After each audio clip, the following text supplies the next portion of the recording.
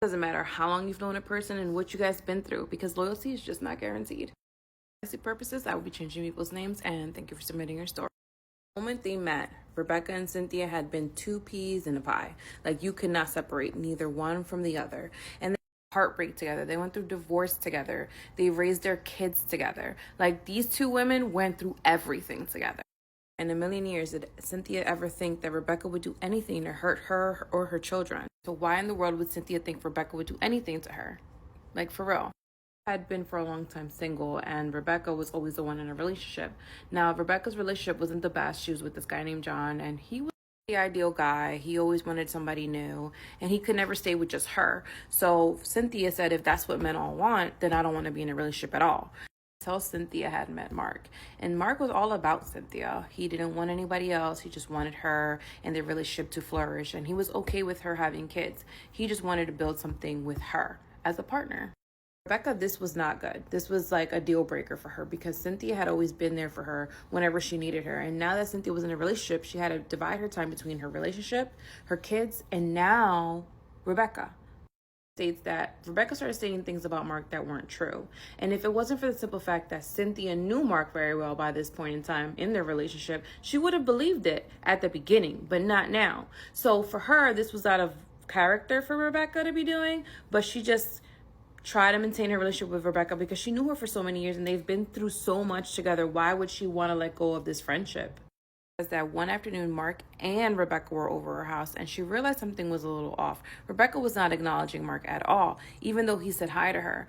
But of course, Mark tried to brush it off. Maybe she was having a bad day and didn't take it offensively, but Cynthia did take it offensively. She's like, what's going on? Why are you being that way? And Rebecca just said, why is he always over here? And she's like, well, because he's my boyfriend. Like, he's going to be over here. Like, what's wrong with you? And she said, nothing, nothing, nothing. I just miss us having our time. That's all. And then that's when Cynthia says to Rebecca, well, I don't get mad when you're with John or when you bring him around. I've never given you a problem before. And of course, Rebecca's like, no, you're just overreacting. I'm just saying that it would be nice to spend one good day with you without someone else here. After Rebecca leaves, Mark says to Cynthia, like, I've noticed that she's very clingy with you and very overprotective. Have you ever thought of her maybe possibly wanting you to herself? Like, is that a possible thing? And of course, Cynthia says to Mark, well, we've been friends for years. We've been through everything together. And I've always been single. I've never been in a relationship after my divorce of knowing Rebecca. And he's like, okay, well, I hope one day she'll accept me and she'll be okay with splitting time amongst all of us because, eventually I want to take this a little further in our relationship. And it would be great if she kind of like came along since she means so much to you. That right after that situation happened with Rebecca and Mark, that she started having problems with Mark. They would fight about everything when they used to never fight. He would sleep over, she'll have nightmares. He'll leave, her nightmares will go away.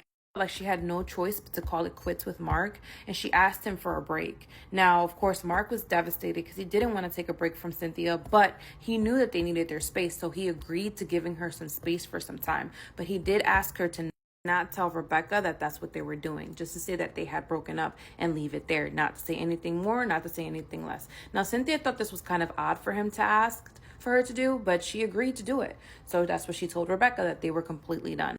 Cynthia tells Rebecca what's going on, and Rebecca says, finally it worked. And Cynthia says, what worked? And she said, well, I kind of like did like a spell for you guys to break up because I was tired of him taking up all of your time. Calmly asks Rebecca, how long have you been doing spells on me? Like, how long?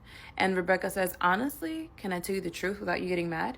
And Cynthia says, of course, you can tell me anything. Now, we know this is a lie.